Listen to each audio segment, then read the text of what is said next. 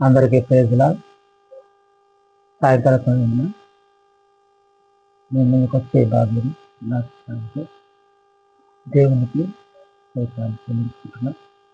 మీ పేరును తెలియజేస్తున్నాను. నేను మీ కుటుంబానికి శుభములు కలుగుతున్న కాక.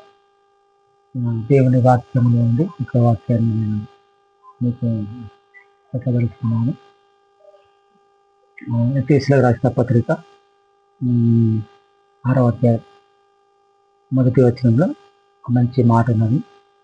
ప్రత్యేకంగా పిల్లలకు ఈ మాట వర్తింపచేస్తుంది, గమనించండి.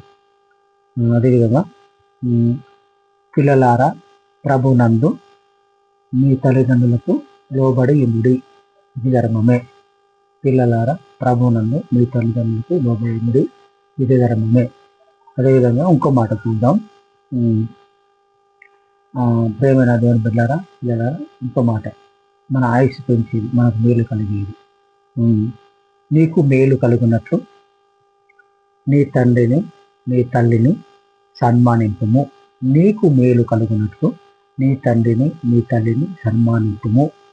అదేవిధంగా అప్పుడు నీవు భూమి మీద దీర్ఘాయుష్మంతుడవు అగుదువు. ఇది వాగ్దానములలో కూడిన ఆజ్ఞలలో మొదటిది. కాబట్టి ఈ 3 వాక్యాలు మీరు గమనించుకోవాల్సిందిగా కోరుకు. పిల్లలారా ప్రభువునందు మీ తల్లిదండ్రులకు విధేయులై, అదేవిధంగా నీకు మేలు కలుగునట్లు నీ తల్లిని నీ తండ్రిని సన్మానింపుము. అప్పుడు నీవు భూమి మీద దీర్ఘాయుష్మంతుడవు అగుదువు. ఇది వాగ్దానములలో కూడిన ఆజ్ఞ, మొదటి ఆజ్ఞ. కాబట్టి ఈ పిల్లలు మీరు గమనించుకోవాలి. కాబట్టి మనము పిల్లలైన మీరందరూ కూడా మీ తల్లిని సన్మానించాలి.